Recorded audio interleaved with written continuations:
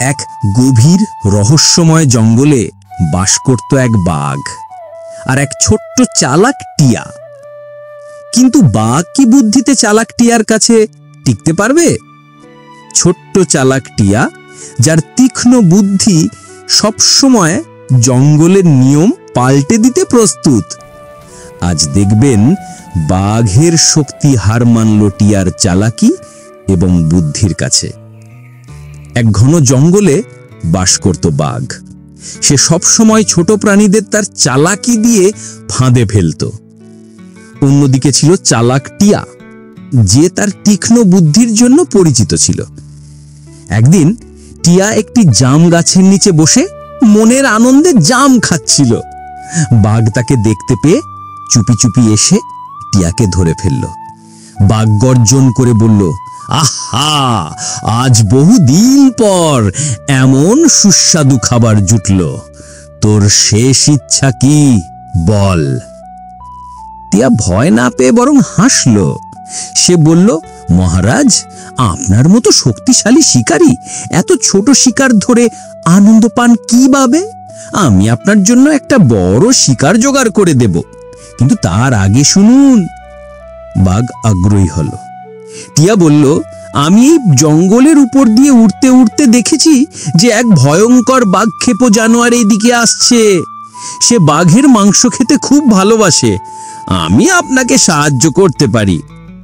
বাঘ অবিশ্বাস করল, কিন্তু টিয়ার চোখে এত দ্রুততা এবং তার কথায় এত দৃঢ়তা ছিল যে বাঘের মনে ভয় ঢুকল। টিয়া বলল, আপনি এক কাজ করুন, আপনি এখনই ওই বিশাল পাথরটার আড়ালে লুকান। আমি এই গাছের ডালে বসে থাকব। যখন সেই জানোয়ারটি কাছে আসবে আমি আপনাকে সংকেত দেব, তাহলে আপনি পিছন দিক থেকে তাকে আক্রমণ করতে পারবেন। আসলে টিয়ার আসল উদ্দেশ্য ছিল বাঘটিকে তার কাছ থেকে দূরে সরানো। বাঘ নিজের ক্ষমতার অহংকার এবং নতুন শিকারের লোভে টিয়ার পরামর্শ মেনে নিল।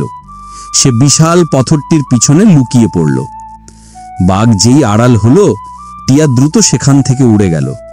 সে গাছ থেকে বাঘের উদ্দেশ্যে ডাক দিয়ে বলল, বাঘ, আজ তোমার শক্তি নয়, আমার বুদ্ধি জিতল। বাঘ তার ভুল বুঝতে পারল, কিন্তু ততক্ষণে টিয়া বহুদূর। সে লজ্জিত হয়ে অন্য পথে চলে গেল। অপমানিত বাঘ সেই দিনটা কাটালো গভীর লজ্জিত আর রাগে ফুঁসতে ফুঁসতে। সে বুঝল যে তার শক্তি দিয়ে টিয়াকে ধরা যাবে না, তাই সে এবার নিজের ধূর্ততা কাজে লাগানোর সিদ্ধান্ত নিল। পরের দিন বাঘ একটি মিষ্টি ফলের ডাল নিয়ে সেই জাম গাছের কাছে গেল। টিয়া তখন দূরে অন্য একটি ডালে বসেছিল। বাঘ করুণ সুরে ডাকল, প্রিয় টিয়া, এসো, আমি ভুল স্বীকার করছি। আমি তোমার বুদ্ধিতে মুগ্ধ। আমি এই মিষ্টি ফল তোমার জন্যই এনেছি, বন্ধুত্বের উপহার হিসেবে। আমি আর তোমাকে স্বীকার করব না, কথা দিচ্ছি। টিয়া উপর থেকে সব দেখছিল। সে বুঝতে পারল বাঘ এত সহজে হাল ছাড়ার পাত্র নয়। এই মিষ্টি ফলের আড়ালে নিশ্চিতভাবেই কোনো নতুন চক্রান্ত লুকিয়ে আছে। টিয়া উপর থেকে শান্তভাবে বলল, ধন্যবাদ মহারাজ, আপনার বন্ধুত্বে আমি সত্যিই মুগ্ধ। তবে একটা ছোট্ট অনুরোধ, আমি শুনেছি বন্ধুত্ব যখন এত মূল্যবান হয় তখন তাকে সাক্ষী রাখতে হয়। আর এই উপহারের মিষ্টি ফলটি, সেটিও বন্ধুত্বের হাত দিয়ে পিষে দিলে আরো পবিত্র হয়। আপনি যদি সত্যি আমার বন্ধু হন, তাহলে এই ফলের ডালটি আপনার থাবা দিয়ে একবার পিষে দেখান। বন্ধুর জন্য এতটুকু কষ্ট তো করবেন, তাই না? বাঘের চোখ উজ্জ্বল হয়ে উঠল। সে টিয়াকে ভরাশায়ী করার জন্য ফলের ডালের আড়ালে তার থাবা আটকে দেওয়ার জন্য শক্তিশালী আঠালো ফাঁদ লুকিয়ে রেখেছিল। ফলটি পেশার অর্থই হলো ফাঁদের থাবা আটকে যাওয়া। বাঘ বুঝতে পারল টিয়া তার চক্রান্ত ধরে ফেলেছে।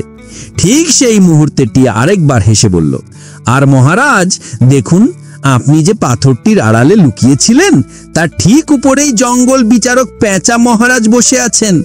তিনি দেখতে চান জঙ্গলের রাজা তার দেওয়া বন্ধুত্বের অঙ্গীকার রক্ষা করছেন কিনা।